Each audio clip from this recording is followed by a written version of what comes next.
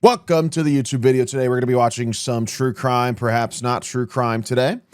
If you don't already know, we have a React Suggestions tab in our Discord server. So if you have videos you might want us to see that might be interesting to watch together, you can always go to my Discord and post them there. If you are watching on YouTube, it means you missed the stream, but I stream almost every single day on Twitch except Sundays. And don't forget to subscribe because, you know, you got to raise my balls up.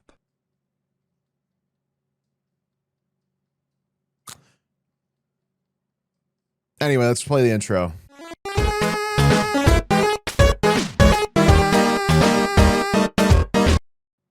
right. Let's watch a video by Fern called The $1 billion Coca-Cola Machine. $1 billion. Yet another sequel to... You're in the cinema, about to watch yet another sequel to a forgotten franchise nobody asked for. You're getting popcorn and a drink to drown out your Jared Leto-induced sorrow with a sugar rush. You pay and they hand you a cup. Then you see it, glowing red and chrome, the Coca-Cola Freestyle Fountain. Here, you can choose between over 100 different flavors. Cherry Vanilla Coke, Peach Sprite. Maybe you'll go crazy and mix Fanta with Powerade. Is this a fucking or maybe ad? you just pick a classic. But this machine is way more than just a soda fountain. It's not just serving you a drink, it tracks everything you do. And while you're picking your favorite flavor, it's quietly collecting data. Data that turns customers into test subjects. Data that Coke will profit from tremendously. The Coca-Cola company is said to have invested more than $1 billion in this machine, but they're very likely turning its capabilities into much, much bigger savings and profits. Today, we're diving into how a drink dispenser became a global lab and what role you play in all of this. The Coca-Cola Company is one of the biggest beverage producers on the planet. The conglomerate controls almost half of the global soda market, making billions in revenue every year. And one important way they sold their many drinks has long been soda fountains. In the olden days, ordering a soft drink would work like this. You'd walk up to the counter, place your order, and someone would pour your drink into a cup. Then self-service fountains arrived. Now you could fill your own cup at your own discretion. When you were a kid, this fountain was everything.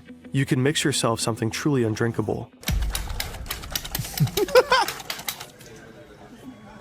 You.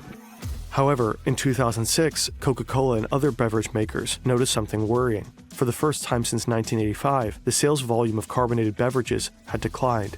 People started to focus more on their health and well-being. They were increasingly looking for sugar-free drinks and low-calorie options. But Coke's fountains just weren't ready for that. At that time, only about 1% of all Coke fountains in the US even offered Diet Coke. Meanwhile, the choice of sodas at convenience stores had increased dramatically. Rows and rows packed with hundreds of bottles and cans. But Coke fountains were stuck with the same limited run-up of kind of boring standard flavors. So they had to come up with an idea that would change everything. The Freestyle Fountain's design is interesting. Can't lie, I'd be putting some lime in my Coke Zero if I find one of these. It kind of looks like it wants to become a Ferrari when it grows up. And that's not a coincidence. It was developed with Pininfarina, the legendary Italian design house that shaped the curves of Ferrari itself. You slide your cup under the dispenser. That's crazy. Now comes the fun part. You see dozens of bubbles on the screen in front of you. Each bubble is labeled with a different drink. Mezzomix, Coca-Cola, Powerade, what the hell is Lift, Mezzomix? Tea, and Lift? In total, you could choose over 100 drinks. Back when you were a kid, this would have been impossible. Restaurants used massive 19-liter syrup canisters for every single drink option. Nowadays, all these flavors fit into just about 30 tiny cartridges. The cartridge design is inspired by medical tech, where precise dosing is critical. Just as insulin pumps deliver exact amounts of medication almost drop by drop, the Freestyle system carefully meters syrup and carbonated water for each pour. That's so cool, In theory, every pour is perfectly measured, drop by drop, turning your drink into a precise masterpiece. But Coke from a Freestyle fountain actually tends to taste a little different from the one you buy in the supermarket. In contrast to the old canister systems that pre-mix syrup and sweetener, Freestyle keeps flavors, sweeteners, and carbonated water separate. Now, when you press the button, the flavor, sugar, and carbonated water are combined on demand. This can make your Coke taste slightly different from other preparations. Staring at the bubbly screen, curiosity kicks in. It do taste very fresh coming out of this thing. But you gotta admit, some options here are tempting. You tap the Powerade bubble, and suddenly a whole lineup appears. Powerade Raspberry, Powerade Lemon, Powerade Strawberry. So many choices. Which one to pick? You even mix a drink that doesn't exist before. You could create your own secret flavor. And won't that make you special? Like I said, I've gotten lime Coke Zero from that The shit. freestyle It's fountain is fun. brewed. It lets you explore. It bewilders. It sparks curiosity. It might even provoke play. And that's exactly the point. Coca-Cola doesn't just want to sell you a beverage. It wants you to feel something. This technique is called experience marketing. Right Yes. here in front of this machine, you're not just choosing a Streaming's flavor. experience You're marketing. interacting with the brand. You are literally experiencing it. Every tap, every bubble, every choice pulls you deeper into the Coca-Cola Hey. universe. And that matters, because moments like this make you remember We're Coke, experiencing each not just other, as a guys. drink, but as a feeling. And ideally, it wants you to go home and tell your friends about that insane machine that lets you mix your own Coke and offers that amazing weird new flavor they so gotta try. And Freestyle isn't the only example for Coke's experience marketing. Think about Share a Coke. Different campaign, same idea.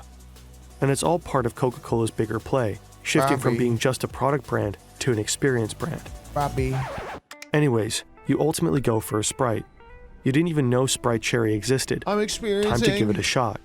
You press the pour button, then you take a sip. Not half bad. You're not the only one who was curious about Sprite Cherry. All over the world, people have made the exact same choice. Obviously, Coca-Cola didn't offer you this new flavor just for fun. The Freestyle ecosystem is basically a giant testing lab. Every pour, every mix, every flavor you try feeds into a massive experiment, a sampling program on a global scale. And with this particular new flavor, the experiment actually worked. But this is just the tip of the iceberg. When Coca-Cola launched the Freestyle in 2009, they packed it with cutting-edge technology. Reliable wireless networks like the ones we have today weren't exactly standard, so Coca-Cola built their own. The network they created What? links every Freestyle machine directly to Coca-Cola's back-end systems, Crazy. which are managed through SAP software. Think of it as the company's brain. It keeps track of everything happening across all departments in real time. Every single day, over 50,000 Freestyle machines Me hacking the freestyle machine to tell Coca-Cola I like poop water. send data back to this brain. They report everything that's going on inside them, which Well, I flavors guess- are being I guess we poured, gotta make what time Coca-Cola of day they are poop. consumed, or how much syrup is left. There's so many You might people not that like experiment it. with your drink choices. I but didn't even many know other we had people that do. in there.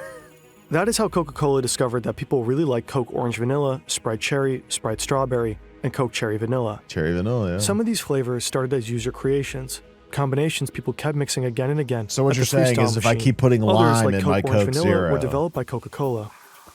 The more people got these, the stronger the signal became, and what started as a tiny bubble on screen ultimately moved into full production. Sure, you could argue the Very company might have interesting. released these flavors eventually either way, but with Freestyle, those decisions happen faster than before, and might be grounded in better data.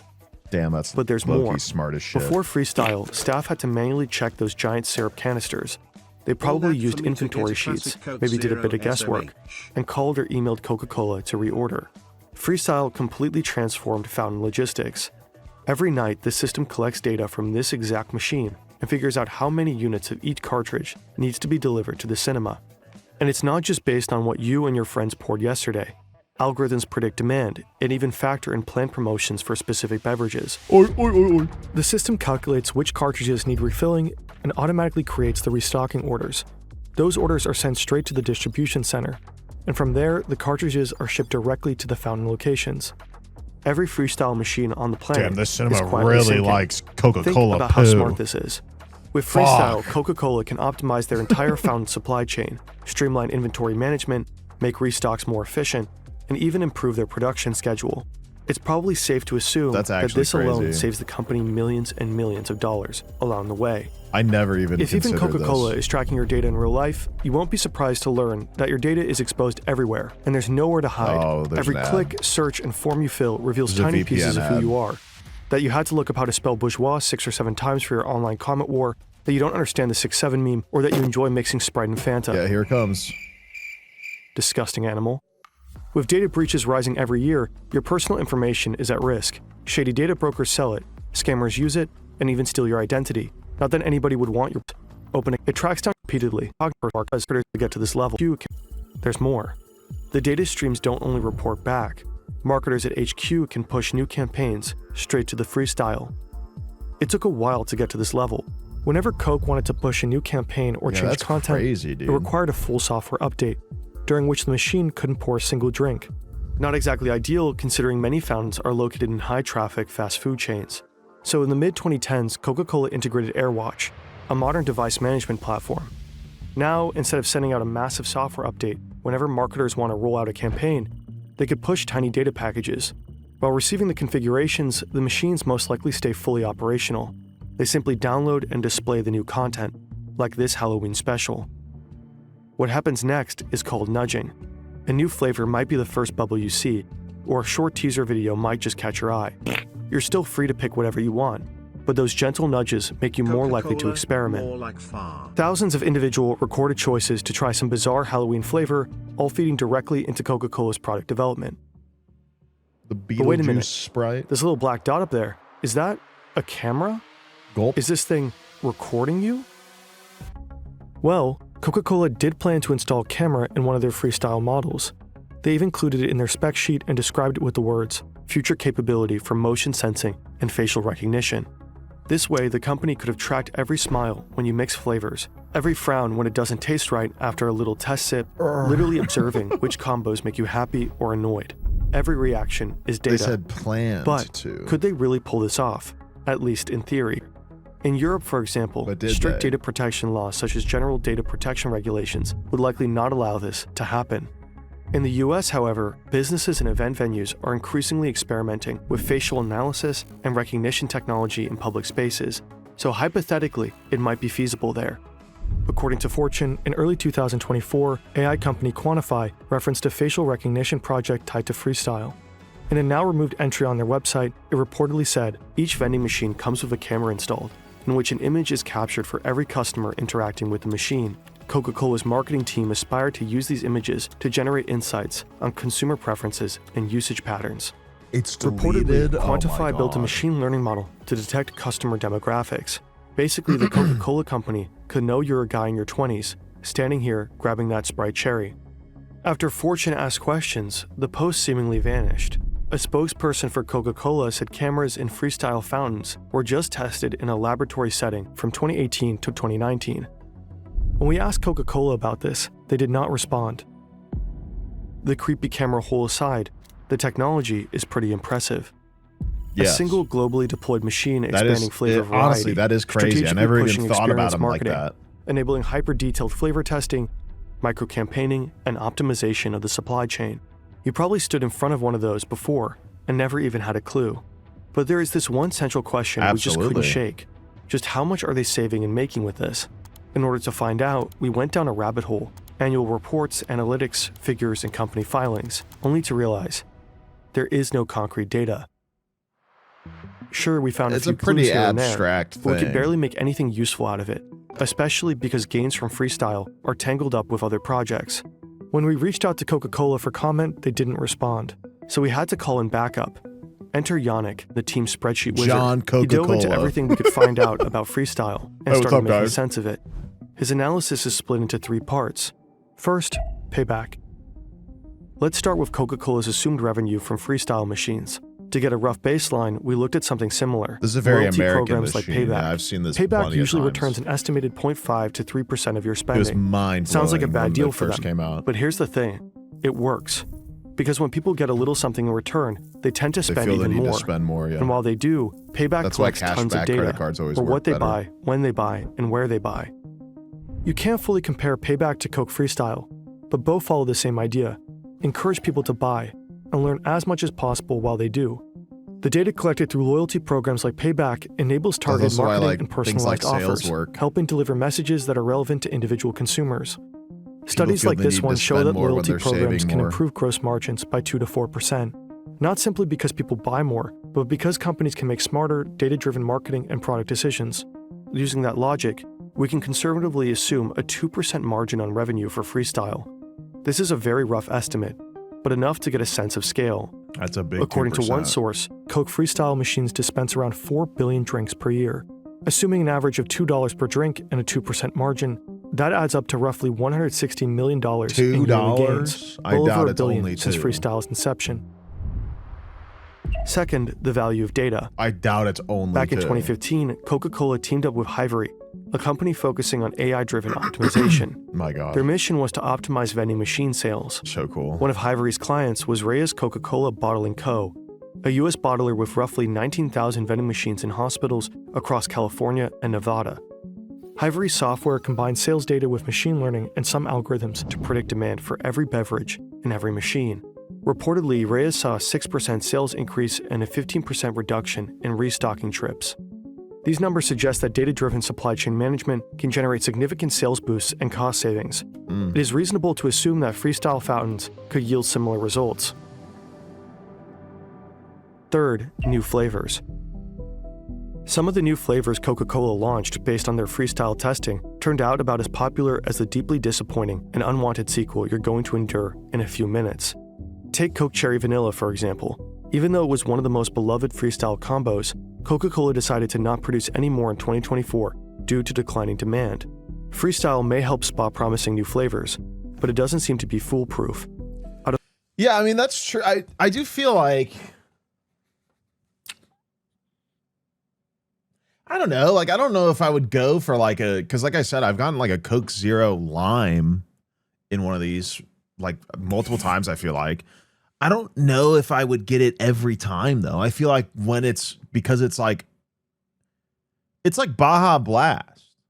You know what I mean? Like, it's really cool to get a Baja Blast from Taco Bell, but they put it on the shelves in stores and I was like, oh, whatever. I don't want it that bad. It was cool for it to be like exclusively through Taco Bell. And it became like the Taco Bell experience. Like, it was part of like the fun of Taco Bell. But now you can just like get some from the store and it's kind of like, whatever. Yeah. I don't want to get it from the store though. Like, it's still like a Taco Bell thing for me. Like, it's like that little bit of, yeah, it's like that little thing to it. It's like yeah, you know. Like, yeah, it might be a good flavor. I might like it more. I don't know. But like, I don't know if I'd get it every time. To be fair though, because they marketed or because they started producing Mountain Dew Baja Blast on the shelves, they made alcohol Mountain Dew, which is kind of good. Not all the time, but like sometimes, yeah, there's alcoholic Baja Blast. It kind of goes crazy. Yeah. Anyway, like I don't know. That's just how I feel. I'm like, I wouldn't. I don't get Baja Blasts outside of Taco Bell. Like, I feel like I grew up getting Baja Blast from Taco Bell. So like, that's the Taco Bell drink. You know what I mean? That's the Taco Bell drink. Like, that's where I get it. I don't get it elsewhere. That's ridiculous. Like, it's part of Taco Bell. It's part of going. Like, it's part of the experience. You know what I mean? The 4 flavors brought to the market, 2 did not survive. This doesn't necessarily mean they were bad investments, just that they weren't long-term hits.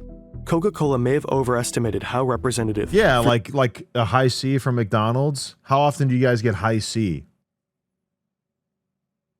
That's like a very nostalgic drink for people from going to McDonald's as kids. Do you get one outside of McDonald's? No.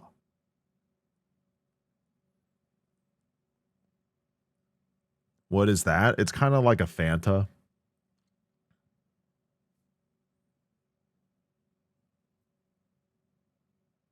I don't think it's carbonated though, is it? I don't remember. Yeah, it's like it's just orange juice. It's kind of like Sunny D, but like less aggressively Sunny D. It's like a mix between Sunny D and Fanta, I guess. Not carbonated, Not super intense like Sunny D. It's like orange juice, but like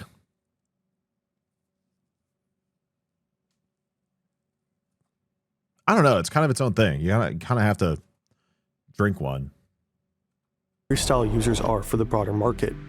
What's Again, Sunny D? our request for comment went unanswered. It's like a more While Coca-Cola flavorful rarely orange publishes juice. It's like concrete fake sales orange data for juice, specific yeah. products, we found a number for one of Orange their newer juice, if it was non-freestyle Sprite really products bad for that you. shows the potential of this market. Sprite Chill generated $15 million Sprite in Chill? sales in its first 21 weeks in the North American market. What the hell is Sprite Again, it's Chill? hard to estimate the total profit the company may have made through new flavors that started on freestyle, and how important the found data was for their success. But looking at all three aspects of Yannick's analysis, one thing is relatively safe to assume. The $1 billion Coca-Cola reportedly invested into these machines Sprite, but has long minty. been made back. It was mint Sprite? Ew. It made 50 million?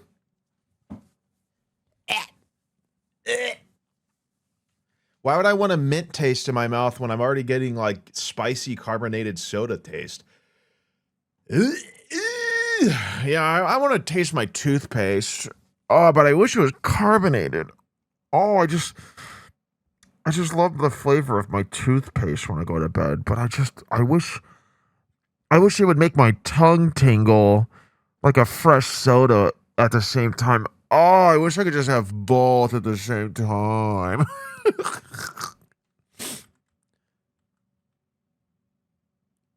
It has a cooling agent. It doesn't have a mint flavor. What does that mean? I'm looking this up. I don't trust you guys. Sprite Chill.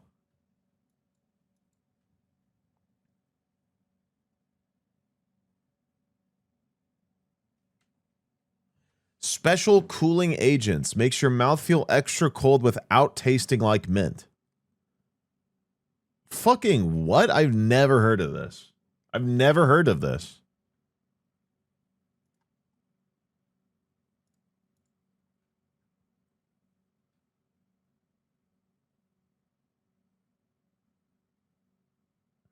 So the chill part is a cooling agent that like makes your mouth feel cold, like it kind of like menthol, but it doesn't have the taste to it.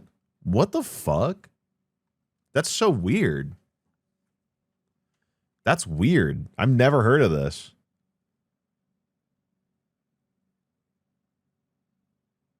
This is the level of weird that like dirty soda is at for me, by the way. Like, why are people putting milk in their soda? What the fuck is that? What is that? What are we doing? And like plenty of restaurants are doing that now, like selling dirty sodas. Like, what is that? It's not milk. Well, it's like cream. It's like heavy cream. You're never going to guess what the majority of heavy cream is. It's fucking milk, okay? Can we like not split this hair?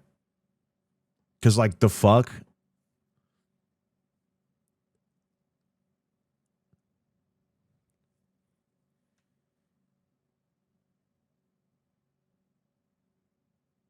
That's that is like,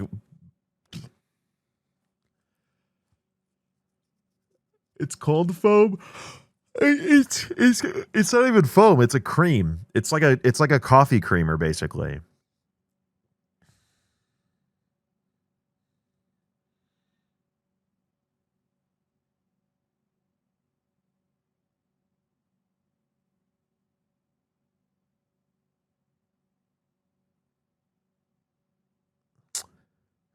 It's a Utah thing and it's broken containment. It's a Mormon thing, isn't it? There's a few swigs around here, which is a very Mormon thing too. Because they can't have coffee, and I don't understand that, but they can have soda. So they're like very about soda. So you see a swig and it's like packed with people who probably just went to church.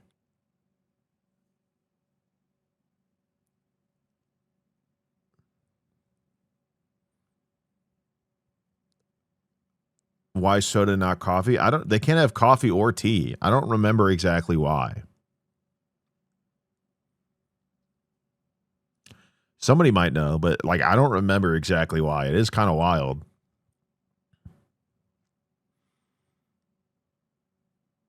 Is it caffeine? No, it's like it's because it's hot and caffeinated. I don't know why. Because soda is cold, it's okay. It's a weird scripture thing that bans coffee and tea. Huh.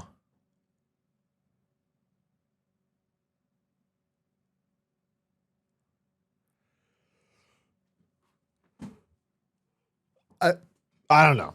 I don't know. I don't know. Weird. So weird.